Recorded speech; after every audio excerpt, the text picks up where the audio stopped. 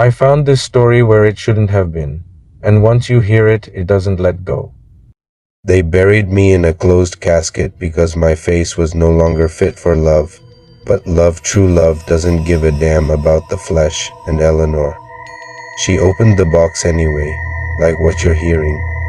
Like and sub, because the dead don't stay buried, and neither do their stories.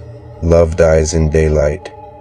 But in the dark, in the cold earth, when breath is gone and time forgets your name, that's where I found it. My name was Dorian. Now they call me Mr. D. The girls who whisper about the bloodied hearts left on windowsills, the men who scream behind motel curtains, the lovers who never wake up. But this isn't their story. This is ours, mine and Eleanor's. You see, Eleanor was the kind of woman who smelled like crushed roses and tasted like secrets. When I was alive, I thought I owned her. I thought the way she melted beneath me, clung to me, gasped when I whispered her name in the dark meant she belonged to me. But I was wrong. I didn't own her. She owned me. And when I died, split metal, shattered glass, blood pouring down my mouth like wine, I thought it was over. My last thought wasn't a prayer. No, it was her name. I screamed it into the void, and something heard. They say there's a God beneath the chapel in St. Vale, not a Christian one. Something older, something with a heart made of ash and teeth like arrowheads. Eleanor went to it, clutching my photo, her hands raw from digging at the frozen ground above my grave. Her voice cracked as she offered up her soul, all for me, and the God gave me back, not the man I was. No, I came back with flesh that doesn't breathe, a heart that beats only when she's near. My bones ache with hunger, my mouth sea ravies more than kisses. Now, I returned on Valentine's Eve, 3 years to the day. She lived alone, of course. No one touches what was mine. I didn't knock. I walked through the door like smoke. Her candles were lit. Red silk draped the walls. The scent of wine, chocolate, and fear danced in the air. She turned, dropped the glass in her hand. Dorian. She whispered, but my name died with my body. I stepped into the light. Her lips parted, not in horror, no in longing. She reached for me, and I took her. We didn't speak that first night. There were no words left for what we were. Only instinct, only heat and ruin. She lay beneath me, nails carving love notes into my back. I kissed the place between her thighs where no man had touched in years. I tasted grief, devotion, and something sharp like the beginning of madness. Her tears slid down her face as she said, I don't care what you are. You came back. I smiled, showing her what I had become. I never left, I whispered. But love like this, feral, forbidden, can't be confined to one bed or one woman. I wanted others to feel what I felt, that raw, bleeding joy, that worship, that surrender. So I began leaving gifts. A heart on a doormat, a bouquet of human fingers wrapped in pink ribbon, a blood-stained sonnet pinned to a dormitory door. They called me a monster. They don't understand. I am Cupid now, reborn in rot and romance. I show them the truth, that love is not kind. Love is possession. And when I kiss someone, they don't ever leave. Eleanor tries to stop me now. She says, Dorian, please, you don't have to kill. But I do. Each kill feeds the bond. Each heart I carve deepens the tether between us. She doesn't see it yet, but I am building something, an altar of blood and devotion. I press my face against her neck as she sleeps, lips trailing cold fire along her skin. She shivers, not from fear but recognition. I whisper, soon, we'll be together always. She doesn't ask what I mean. She will, to be continued in part 2, the hearts we keep. Some loves fade, ours feeds. And this Valentine's Day, I'm giving her the only thing she's never had, forever, like sub and bleed a little with me. This is where love stops pretending to be gentle. She started locking the door at night now, as if it makes a difference, as if the man she summoned back from the grave could be held off by something as feeble as a deadbolt. I don't take offense, I like the chase. It reminds her who I am. I still slip in, always just before midnight, when her dreams grow raw and humid. I lie beside her, cold as marble, and whisper my thoughts into the back of her neck. It's almost time, my love, Valentine's Day, the day I bled for you. She shudders. She never turns around anymore. But her pulse betrays her fast, needy, afraid of what it wants. She feels me. My presence sinks into her skin like perfume laced with arsenic. I leave her trembling. The town is starting to panic again. Petals made of flesh fell from the ceiling of the florist's shop. A teenage couple was found stitched together at the lips, a heart-shaped box shoved into the cavity of the boy's chest. I didn't kill them out of cruelty. I did it to show Eleanor the message. Love isn't candy and cards. Love is willingness, sacrifice, binding. Love is mine. I caught her crying into her hands this morning. She still wears my ring on a chain around her neck, even as she tells herself she wants me gone. Dorian, please, she whispered. Voice cracked, eyes bloodshot. This isn't love.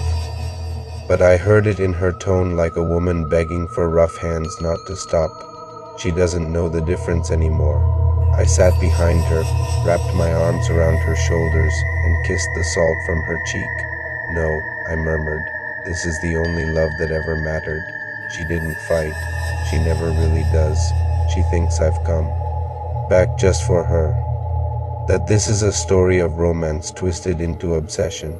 But that's not the ending I've written. The truth. Eleanor is the final heart, the one I've waited to take, not to kill, to keep. My body's breaking down again. Even devotion cannot hold flesh together forever. Soon, I'll fall apart piece by piece, but not before I bring her with me, not before I make her mine the only way that lasts. I've built a room beneath the chapel where she begged for my return, lit only by red candles and dripping wax, a bed made of bone, sheets soaked in the blood of the dozen lovers who tried to touch her after me, chains silver, not to restrain her, but to remind her that she is chosen. I take her there on Valentine's morning, not by force, never by force. She walks beside me, barefoot, eyes wide, dress white like she's already halfway to being the bride of the dead. Where are we going? She asks, but she knows. She's always known. I lift her chin with fingers that tremble. She doesn't flinch. Somewhere you'll never be alone again, I say. She lies down without needing to be told. I trace a line between her breasts with the tip of a heart-shaped blade. Her breath catches, but she stays still. Love taught her that pain isn't punishment anymore. It's promise. I mark her one perfect cut beneath her sternum, where her heart beats loudest. It's time, I whisper, to join.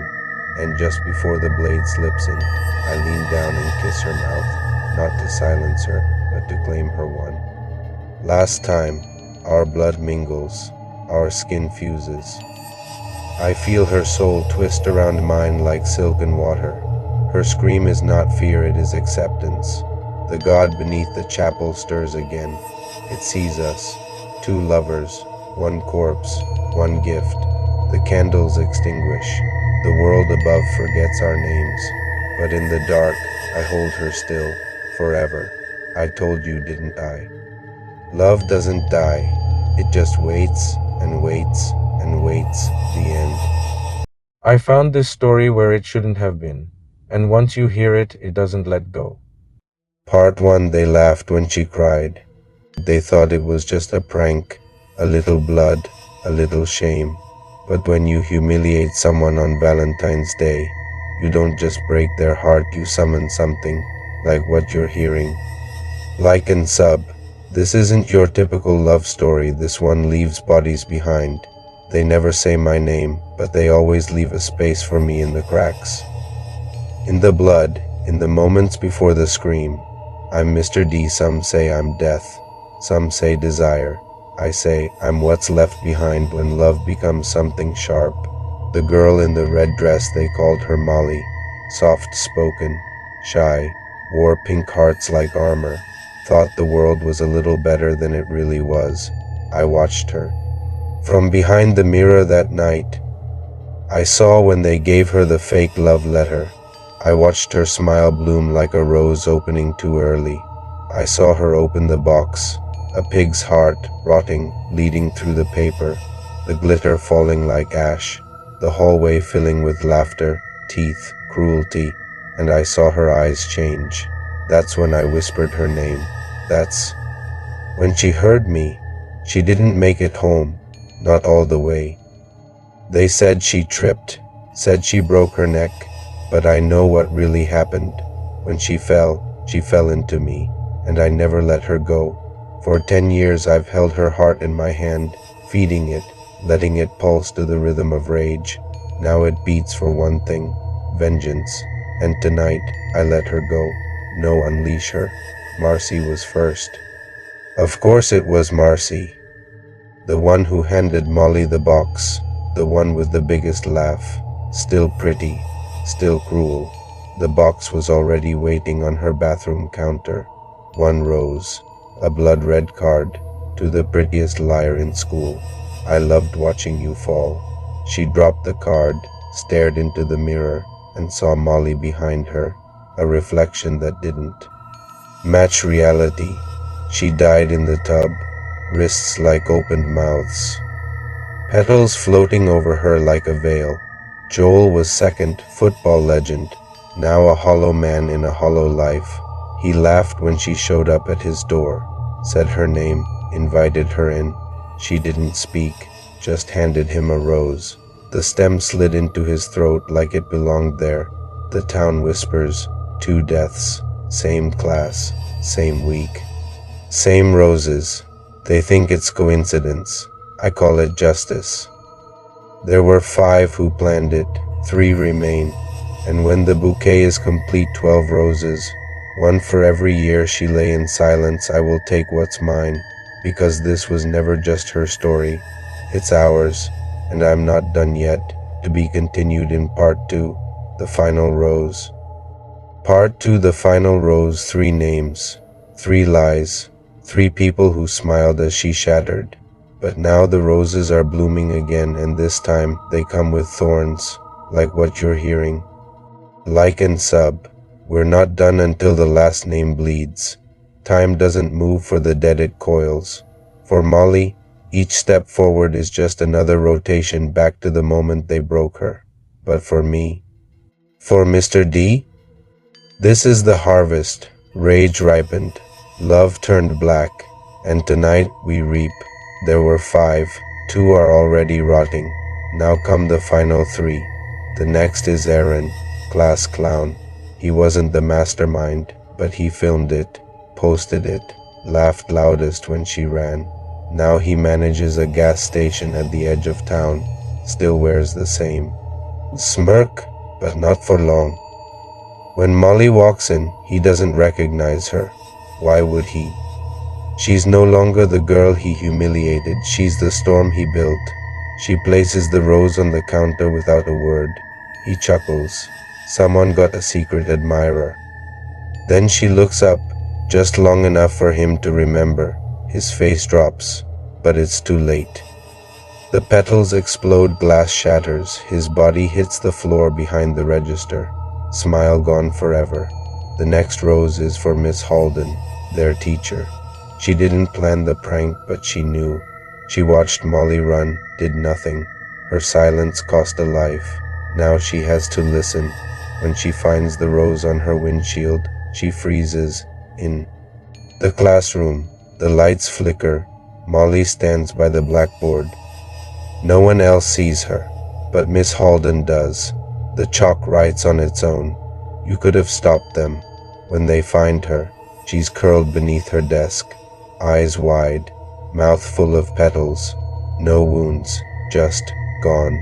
Now only one remains, the ringleader, Cassie, queen of cruelty. She married rich, lives in a pretty house behind tall gates. But gates can't stop ghosts. Molly enters through the mirror. I walk with her. I want to see this one.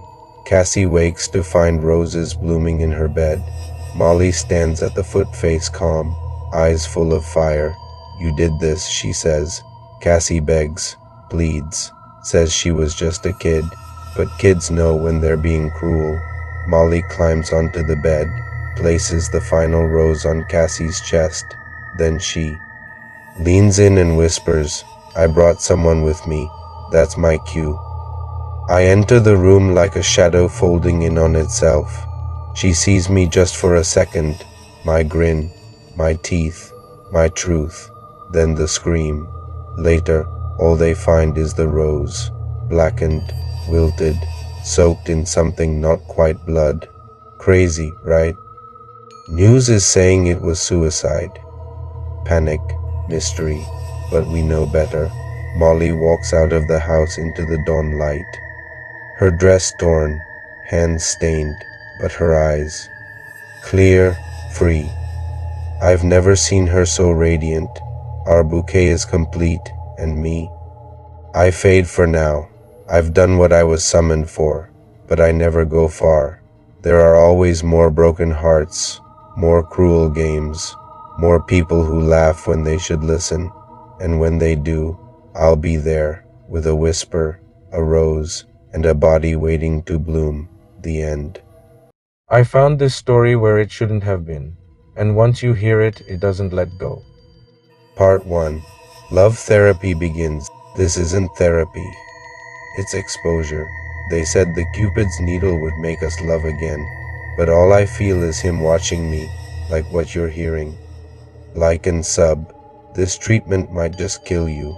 The facility was buried in the snow-crushed woods, no signs, no name.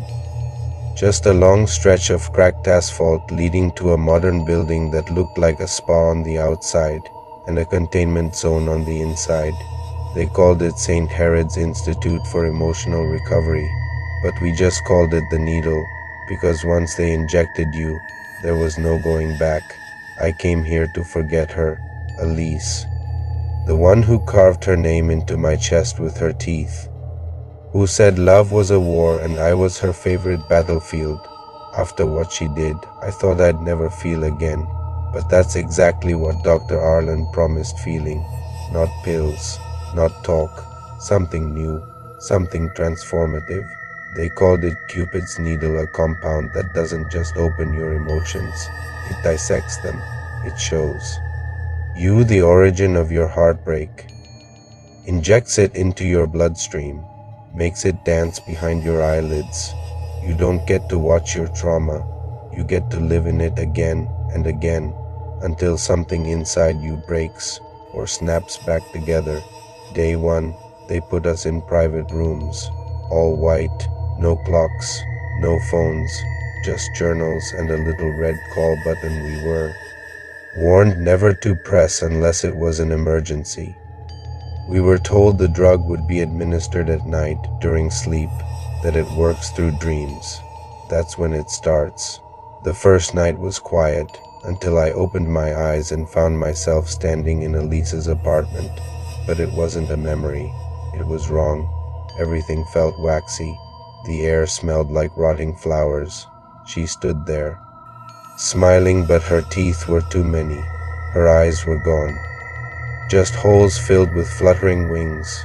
I ran, hit the wall, woke up drenched in sweat. That morning, they told me nothing was unusual. Resistance is common in early stages, Arlen said. Cupid only strikes when you're ready. Cupid. That's what they called it, like it was a being, a presence, a thing that aimed at you. But I knew what I saw, and I wasn't alone. Another patient, Mara, refused to speak the next day, just stared at the wall, her arms covered in scribbled hearts done in her own blood. When she finally whispered, she said, "He came for me, the wings, the needle's real." And that night I saw it again, not Elise, something worse, a figure crouched over my bed, eyes stitched, Shut, arms too long. Whispering in a voice that sounded like her and didn't. You let me in, it cooed. Now feel everything you buried. I screamed, hit the button, but no one came. When morning came, the room was clean. My throat hurt. I was alone again, but my wrists were bandaged. Night terrors, they said. Self-inflicted, but I know the truth. The needle is a lie. This isn't therapy. It's summoning, and whatever I've let in, it's still inside me. To be continued in part 2. Cupid has no eyes. I thought Cupid was a metaphor, but last night he whispered in my ear and slid something under my skin, like what you're hearing. Like and sub, there's something wrong with love and it has wings. Mara's gone. They say she tried to run through a glass door during dream phase, bled out in the hall, but that's not what I saw. I watched her get dragged. Her fingers dug trenches into the padded floor. She didn't scream, just kept saying, "Don't let it stitch my eyes," over and over. The needle is changing us, not healing, twisting. Every night, I fall asleep thinking I'll wake up in my room, but I don't. I wake up somewhere else, a chapel, always the same, burnt pews, red candles floating midair, a statue of something winged, blindfolded, holding a quiver full of syringes. Sometimes it speaks in Elisa's voice, sometimes in mine. Last night it said, "You don't want to heal, you want to feel everything," and I did. I felt Elise break my ribs again. I felt my own hands around her throat, something I never did but I could feel it now, like the dream was rewriting me. Dr. Arlen no longer looks at me when we meet. He asks questions like, "Do you feel your body when you wake? And has your voice sounded different lately?" I asked if he's ever taken the needle himself. He smiled and said, "Why would I? I'm not in love. More patients are disappearing, for in the last 72 hours, they say the drug is showing success. Reduction of emotional numbness, but we're not becoming healthy. We're becoming possessed.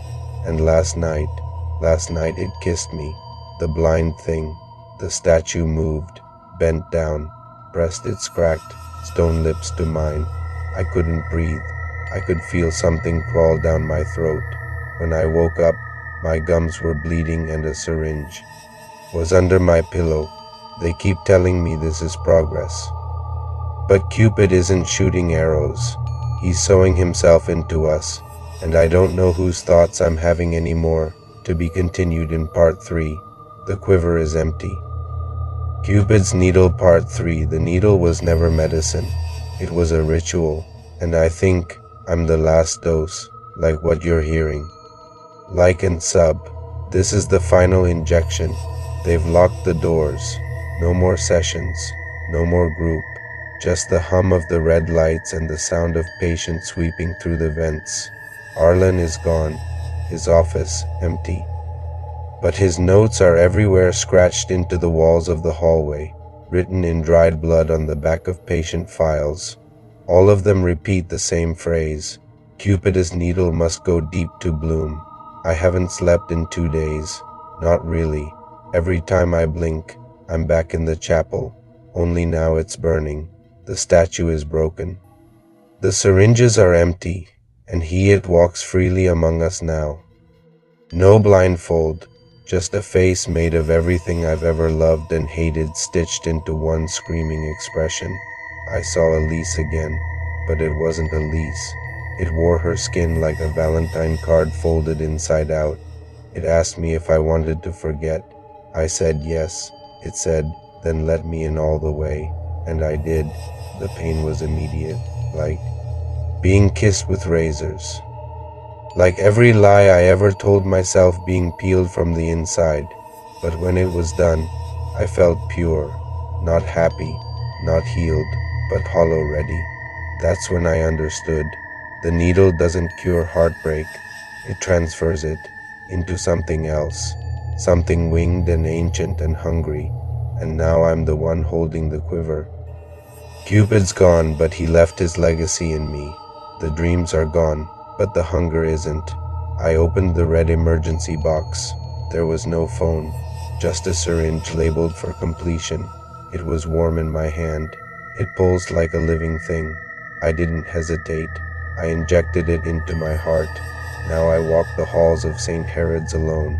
But I'm not alone, am I? I see the others' faces half-formed, stitched by memory.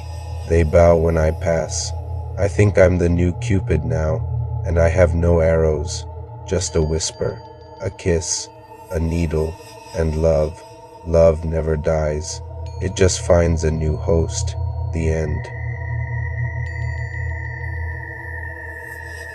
I found this story where it shouldn't have been, and once you hear it, it doesn't let go. It started with something impossible. A hotel key in my pocket that wasn't there a second earlier. If you're listening alone tonight, like, share, and subscribe to Bloody Chapter. Because some doors only open when you're sure nobody's coming to save you. And this one opened for me. Written and told by Mr. D. My story. Valentine's night. Rain turning the street into black glass. And my fingers brushing cold metal through my jeans while my whole body tightened like it recognized danger before my mind did. The key was old, heavy, brass-tagged, stamped deep with 214 and beneath it, Valentine Special. No address, no logo, just that number like a dare. I looked up and saw a hotel across the street that I swear to God wasn't there. Yesterday. Tall, narrow, too clean for this part of town, squeezed between buildings I've passed 1,000 times. The sign didn't glow like a normal sign, more like it was lit from inside the letters, as if something behind the glass was breathing light. I should have walked away. But the key felt warm, like it remembered a hand, and my feet moved before my brain could argue. Inside, the lobby smelled like roses left in water too long, sweet and slightly rotten. A man at the desk didn't look up from his ledger. He slid a card across the counter without me saying a word. Room 214, one night only. Then, like he'd been waiting, he murmured, "You're late, Mr. D." My mouth went dry. He turned the ledger slightly and I saw my name already written there. In handwriting that looked like mine on a bad day. "You've always known this place," he said softly. "You just didn't want to." The hallway carpet swallowed my footsteps. Every light flickered a fraction too slow, like it was blinking at me. Room 214 was at the end where the wall should have been, like the building made extra space just for that door. The wood beneath the number was scratched, deep, layered, the way something claws at a cage. I hesitated with the key hovering near the lock, and that's when I heard it muffled laughter behind the door. A woman's laugh, familiar enough to bruise my chest. My hands shook so badly I had to steady the key with both of them. It slid in like it belonged. Click. The door opened into warm light and clean vanilla, comforting in a way that felt wrong. The room was perfect, like a memory you've replayed until it stops having flaws. A small table set for two, candles arranged like someone cared, petals scattered in a careful trail, and a record player spinning a slow song I hadn't heard in years. The one she used to hum while making tea. On the bed sat a gift box wrapped in dark red paper, tied with silver ribbon. A card rested on top. I didn't want to touch it. I touched it anyway. The handwriting inside made my throat close. It was hers. "You came," it said. "I knew you would." I backed up, and the mirror caught my reflection just long enough to make me think someone stood behind me. I spun around, nothing. Then I saw the first rule carved into the bathroom door, shallow at the top and deeper near the bottom, like someone started gentle and ended desperate. Rule 1. Do not check the time. My phone buzzed immediately. A notification from an app I'd never seen, a white heart outlined in black. Welcome back. Under it, Rule 2, do not leave if you've accepted the room. Accepted the room? I whispered. The key tag in my hand looked different now. Around 214 were tiny notches. Tally marks. 6. I tried the door handle anyway. It opened onto darkness so thick it looked wet, and I could hear rain, but not outside rain. Deeper, heavier, like a sky pressed against the doorway. I slammed it shut, heart hammering. The record player steadied. The candles stopped trembling, and behind me, a chair scraped the floor. I turned slowly. Someone was sitting at the table. A woman in a pale dress, hair dark and damp at the ends like she'd walked through rain to get here. She lifted her head, and my lungs forgot how to work, because it was her. The same eyes, the same mouth, the same small scar near the brow, except her skin looked too smooth, like the room had painted her from memory. Mr. D, she said softly, don't be afraid. This is Valentines. This is what you wanted. She pointed at the gift box on the bed. Open it, and whatever you do, don't look at the time. I walked to it like something had hooked my ribs, slid the ribbon off, lifted the lid. Inside was a Valentine card with my handwriting on the front.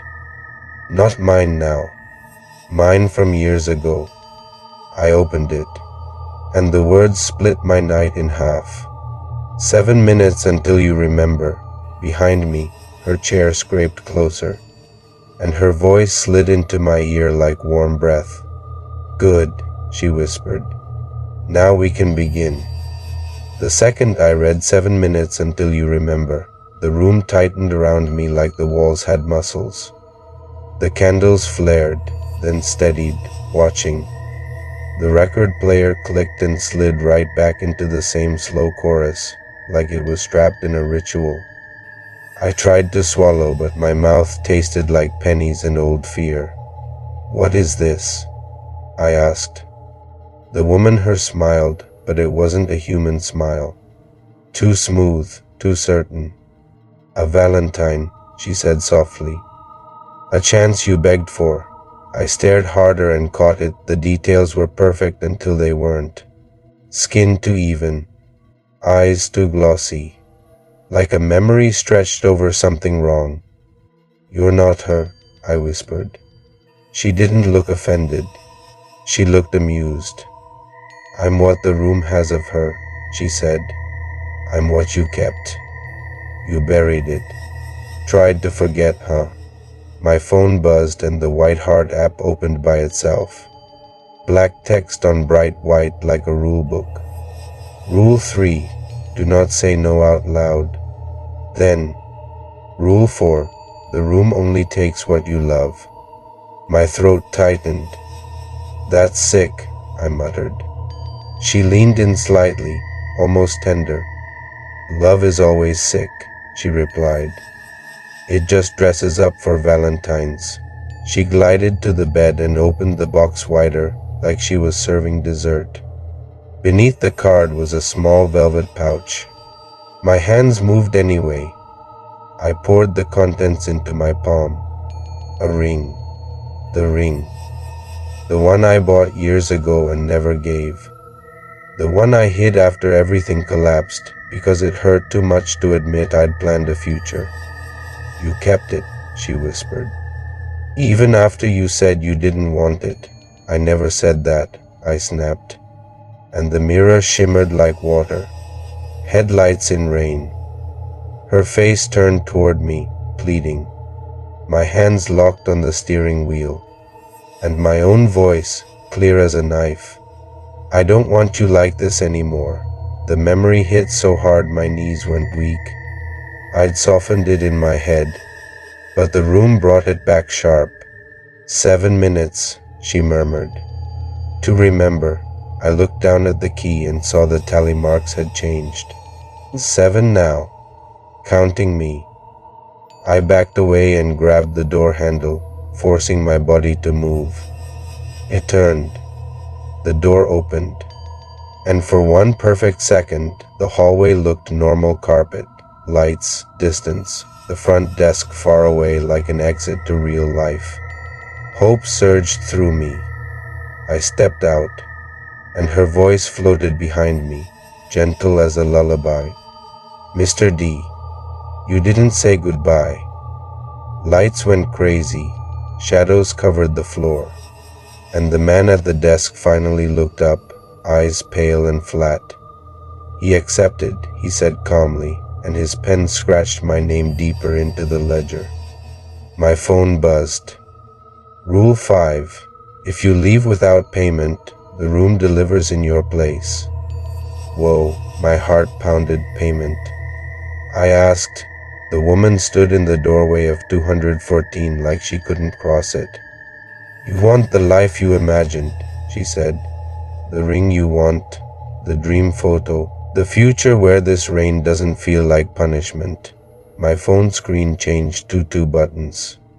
Accept. Decline. My finger hovered, shaking, and I realized the worst part. The room didn't force you. It tempted you until you volunteered. That's why the scratches on the door were so deep. Not from outside, from inside. From people trying to escape a choice they'd already made. I thought about everyone I still had, everyone who still answered when I called, and I pictured them getting a knock in the rain, a box they never ordered, a Valentine that wasn't meant for them. My throat closed. "No," I breathed, quiet but out loud. Instantly the lights snapped dim. The app pulsed bright. Rule 3. Do not say no out loud. I'd already broken it. The air got cold, heavy, like the hotel stopped pretending it was romantic. The woman's face flickered just for a second, and beneath the perfect mask I saw a mouth too wide, a shape not made for love. "Mr. D," she sighed, almost disappointed. "You always ruin Valentines at the last moment." The hallway blinked out, and I was back inside 214, ring in my palm, key burning in my fist. The door slammed by itself. The mirror shimmered, and this time my reflection moved before I moved. It lifted the ring and slid it onto its own finger, smiling like a groom. Then it turned to me through the glass and mouthed 2 words with perfect clarity. "Thank you." The candles blew out all at once, plunging the room into darkness except for my phone's pale glow. Delivery confirmed. I stumbled to the window, desperate for the street, for reality. The city was their rain, headlights, normal people living normal lives. Relief hit me so hard it almost made me shake. Then my phone buzzed again. My lock screen photo had changed. It was me, smiling, arm around her, ring on her finger, perfect Valentine happiness. And below it, my status now read, engaged. My blood went cold, because the man smiling wasn't exactly me. It was my reflection, and hanging from his neck like a charm was the brass hotel key. "Ariose." I lifted my eyes to the mirror across the room. It was empty, no reflection at all, just darkness like an open mouth, and behind me, warm breath touched my ear. "Happy Valentines, Mr. D," she whispered. "Now you can keep the life you wanted, and I'll keep the part of you that wanted it." The key in my hand went ice cold, and somewhere inside the door, something began to scratch. Slow, patient, counting.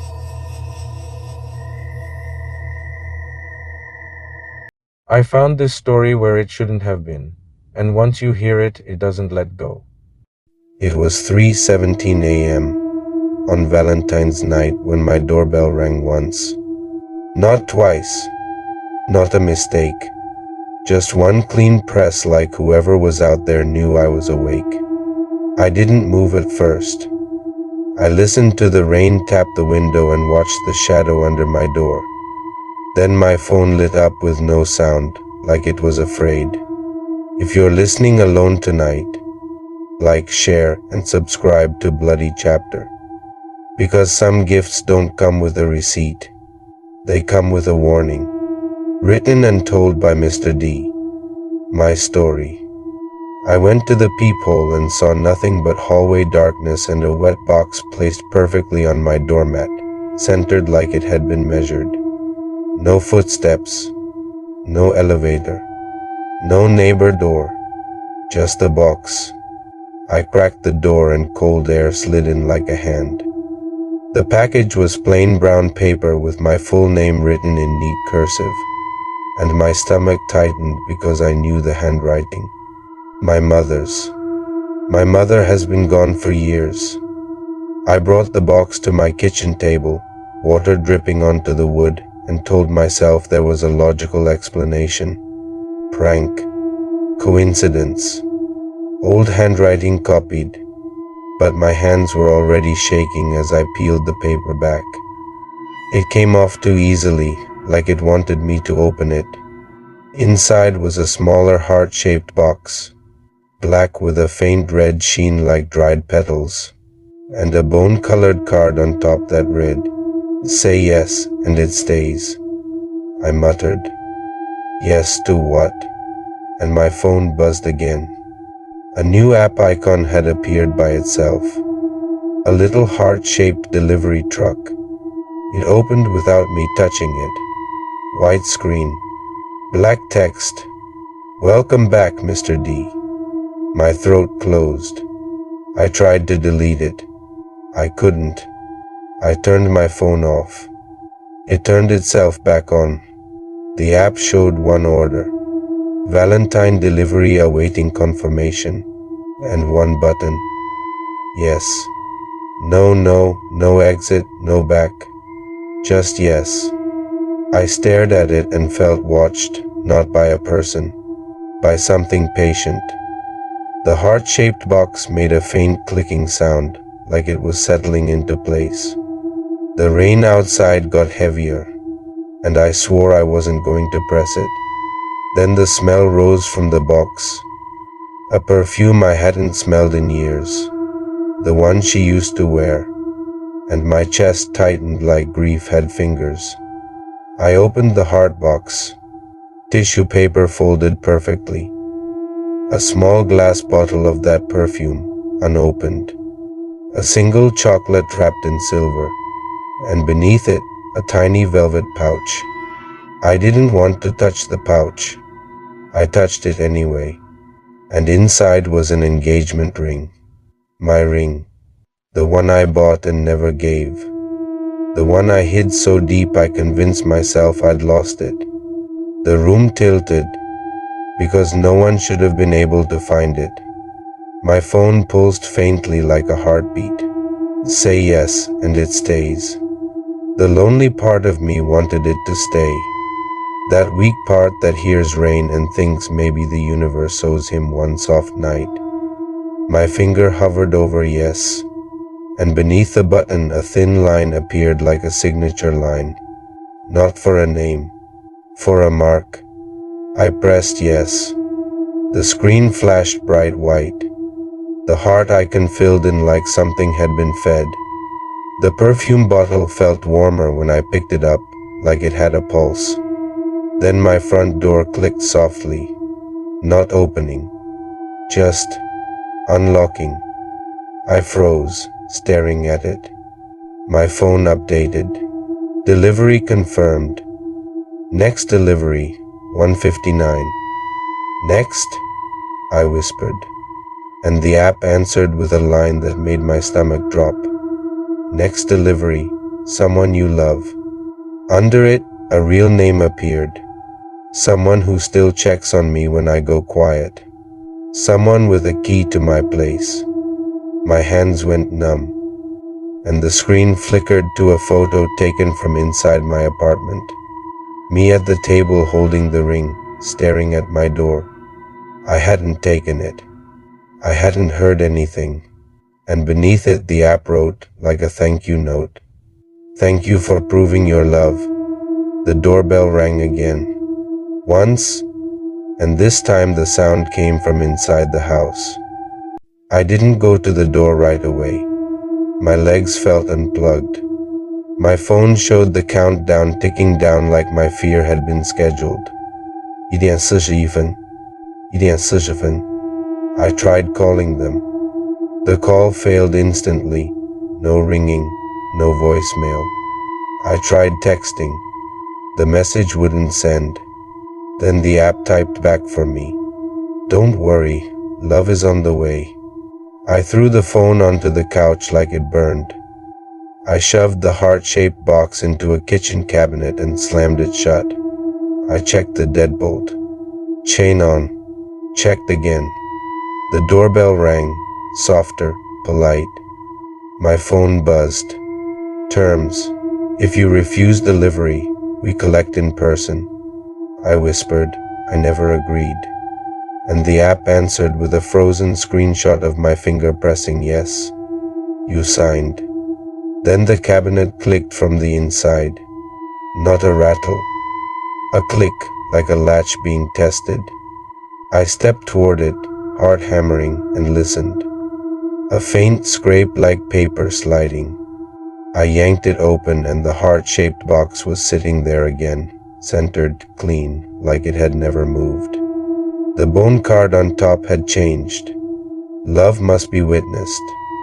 My phone buzzed with a live location pin. For them. Moving toward my building. Closer. Closer. I grabbed my keys, ready to run, ready to intercept. But when I opened my apartment door, the hallway outside wasn't my hallway. It was longer, darker, stretched like a bad dream.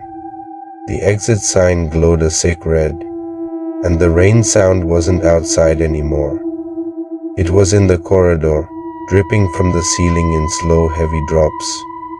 I slammed my door shut and backed away, breath shaking.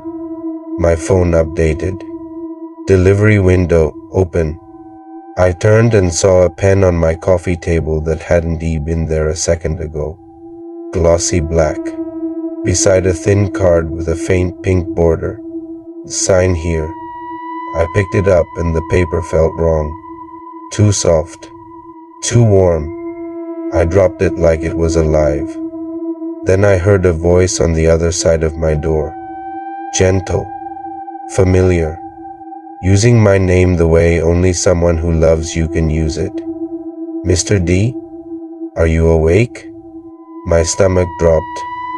I rushed to the peephole and saw them standing there in the dim light, hair slightly wet, cheeks pink from the cold, holding a small brown package. And on the package, my mother's handwriting again. Their eyes looked glazed, like sleepwalking. I whispered their name. And they smiled faintly and they said if I deliver it, you'll finally be happy. My phone buzzed hard. Proof of love. Ready. A new button appeared. Complete. Under it. One signature ends the waiting. I realized the truth then. It wasn't delivering gifts. It was delivering leverage. Using your sweetest memories like bait. Then charging you in the only currency that hurts. The people tied to your heart. I cracked the door against the chain and grabbed their wrist through the gap, trying to pull them back, trying to wake them. Their skin was cold. Too cold. And the app vibrated like it approved. Contact confirmed. They whispered, half asleep, just sign it. And it stops. The hallway behind them darkened like something tall leaned closer to listen. I saw a shape at the far end, an umbrella that wasn't catching any rain. A courier silhouette that didn't move right. I slammed the door shut and turned away, shaking. The pen on my table rolled by itself and stopped perfectly beside the signature line. The app flashed a message. You already did. And my stomach turned because I remembered it after I pressed yes, the tiny sting on my fingertip. The single dot of red I wiped away without thinking. My phone displayed a contract I'd never seen, signed with my fingerprint. Then it buzzed softly, like a Valentine whisper. Delivery complete. I threw the deadbolt open, yanked the door wide, and the hallway was normal again. Clean, quiet, no dripping ceiling, no red wound of an exit sign, and they were standing there blinking like they'd just woken up. Hands empty now, confused. Did I knock? They asked. Relief hit me so hard I almost collapsed. I pulled them inside, locked the door, held them like the world was trying to steal them through the walls. They laughed softly, thinking I was being romantic. Then my phone buzzed one final time, and the screen showed a photo of us taken just now. Warm, intimate. Except in the dark reflection of my TV, a courier silhouette stood inside my apartment holding a heart-shaped box. Under the photo, one sentence appeared like a love note. Thank you, Mr. D. We'll see you next Valentines. And from my kitchen cabinet, something clicked. Slow, satisfied, like a lock closing, like love being stored away until it's needed again. I found this story where it shouldn't have been, and once you hear it, it doesn't let go. On Valentine's night, I held a fossil that looked like a heart, and it started beating in my palm. If you're listening alone tonight, like, share, and subscribe to Bloody Chapter. Because some love stories don't end, they hatch.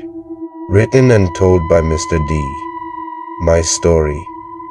It was raining the way it rains when the city wants to erase itself, and I was standing at a private excavation site outside the museum, invited to what they called a Valentine dig experience.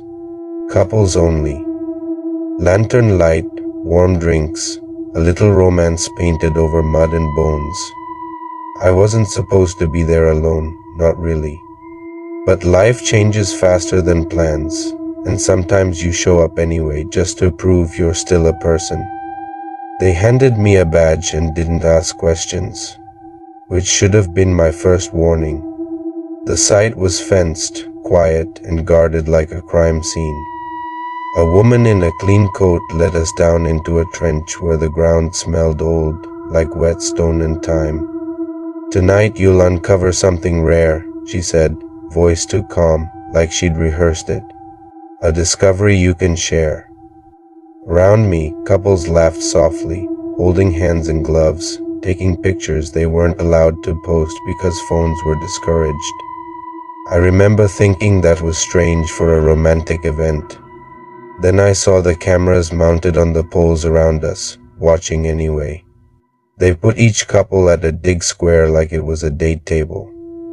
Little tools laid out neatly, roses pinned to our jackets like a joke. And when the woman reached my square, she paused, looked at me a second longer, then said, "You'll do." I asked what she meant, but she'd already moved on, clipboard tapping against her thigh in a rhythm that felt like counting. I dug because everyone else dug. Because when you're surrounded by people acting normal, your brain tries to be normal too. My trowel hit something hard that didn't feel like rock. It felt like polished bone. I brushed away the mud slowly and saw it. A stone formation the exact shape of a heart, smooth and dark, veined with pale lines like fossilized arteries. It was too perfect, too symbolic, too convenient for Valentines. And the moment my glove touched it, warmth crawled into my fingers. Not from my skin, from it.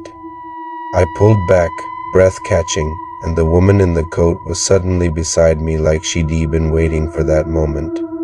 "Careful," she whispered. "That one reacts." I laughed under my breath because the word reacts didn't belong in a sentence about a fossil. It's a rock, I said. She smiled without warmth. It's older than rock, she replied, and motioned for me to lift it.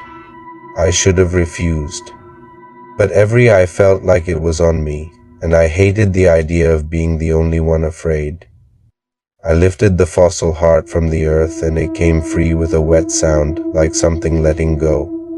The warmth intensified, pulsing once, then again. Slow, deliberate. I froze, staring at it like I was holding a living thing trapped in stone. Do you feel that? I asked, half to myself. The woman's smile widened just a fraction. It likes you, she said. Then she stepped back and called out to the other couples, everyone. Hold your finds together. Both hands. At the same time, the couples obeyed like it was part of the experience. Romantic, right? Two sets of hands meeting over ancient bones.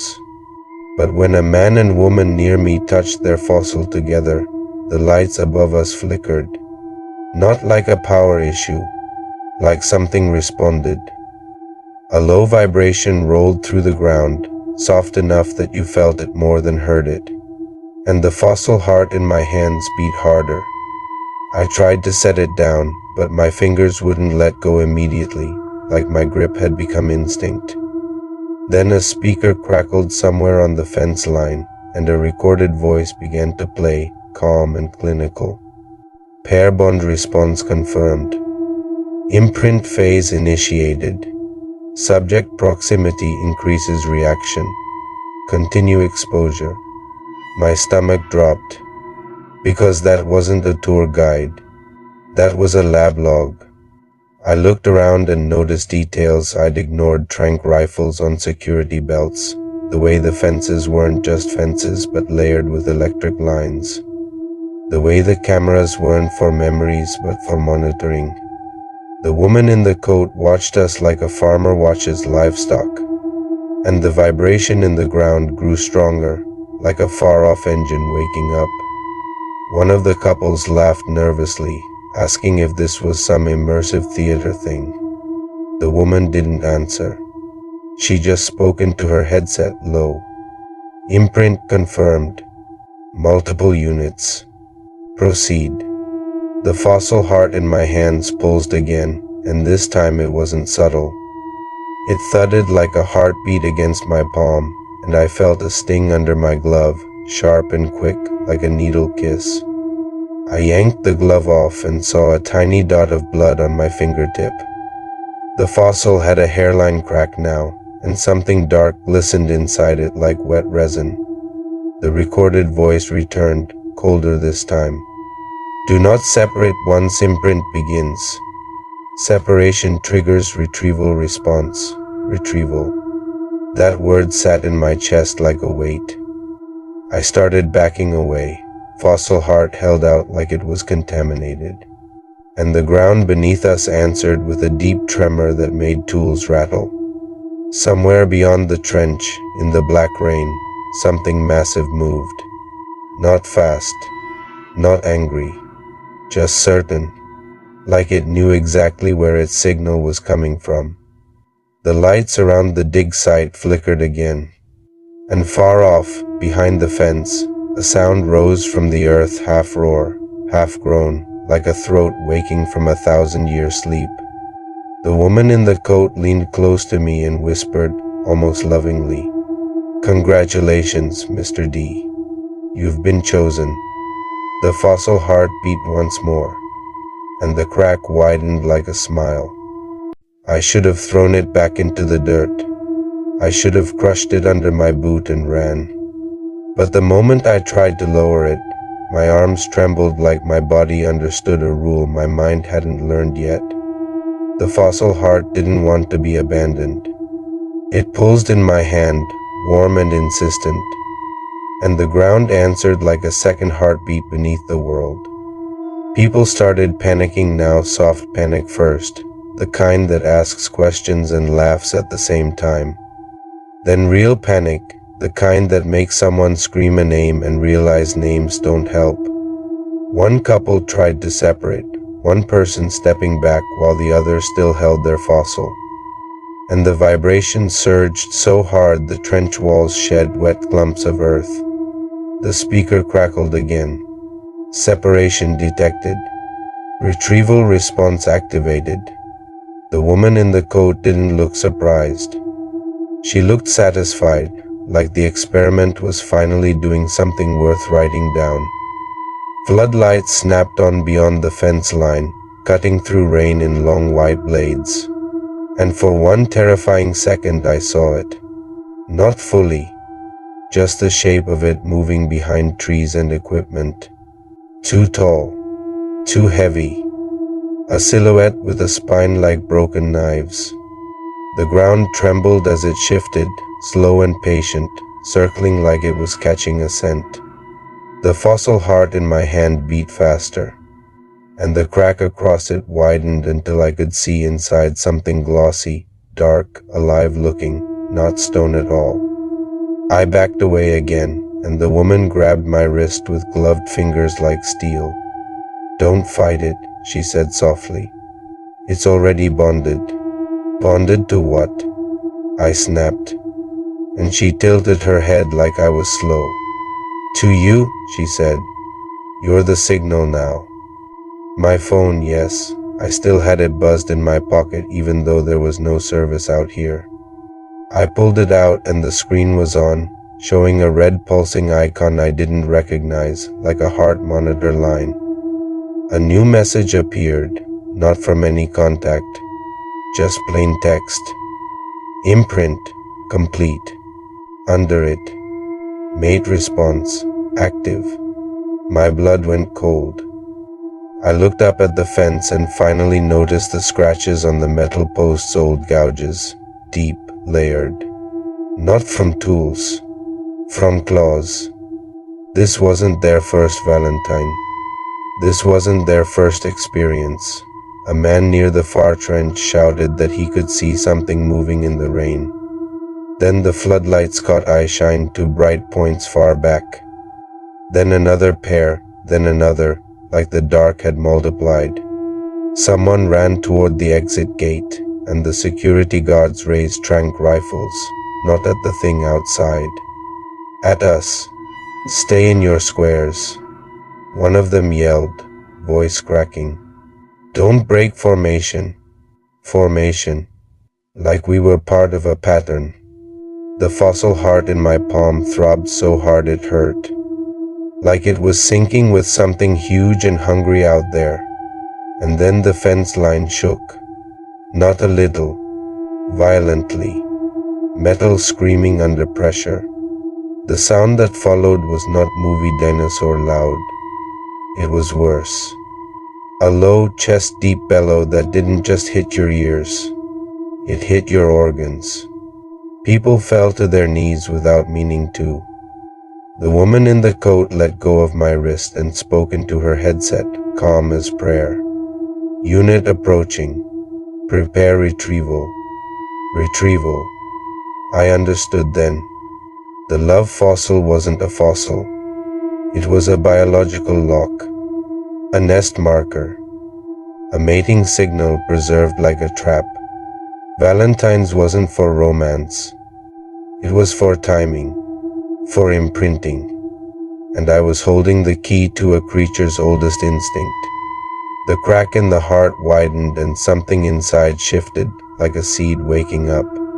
I finally did what I should have done from the start. I threw it. I hurled it into the mud as far as my arm could send it.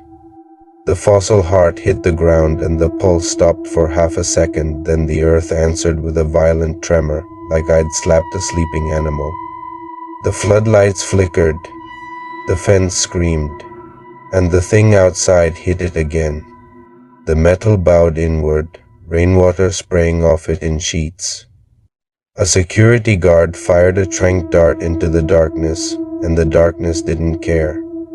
The fence snapped open at one corner with a sound like a bone breaking, and something stepped through. Not rushing, not charging, just stepping like it owned the world. Tall, wet, breathing steam into the rain. I couldn't see its face clearly, but I felt its attention lock onto the mud where the heart had landed. It lowered its head slowly, like a lover approaching a gift. Then it lifted that heart-shaped thing with the gentlest motion, as if it mattered. And when it did, my phone buzzed again. Signal reclaimed. I started backing away, shaking, because if it reclaimed the signal, maybe it would leave. Maybe it would take the Valentine and go back into the dark. But the creature didn't retreat. It raised its head and turned toward me, like it could still smell my blood on the imprint. The woman in the coat smiled, rain running down her cheeks like tears she didn't feel. "You can't undo imprint," she said softly. "You can only complete it." Behind her, the other floodlights caught movement, another silhouette, another spine, another set of eyes. The ground trembled in rhythm now, multiple heartbeats beneath the mud, and I realized the true horror. The love fossil was never meant to bring one creature back. It was meant to call a pair, to create a Valentine, two of them. And when the first one stepped closer, slow and certain, I felt the vibration match my pulse so perfectly it was like my body had been rewritten. My phone displayed one last line of text, bright as a confession. "Happy Valentines, Mr. D. You have been claimed." And in the rain, the creature let out a sound that didn't feel like a roar anymore. It felt like a call, like it was announcing me to the dark.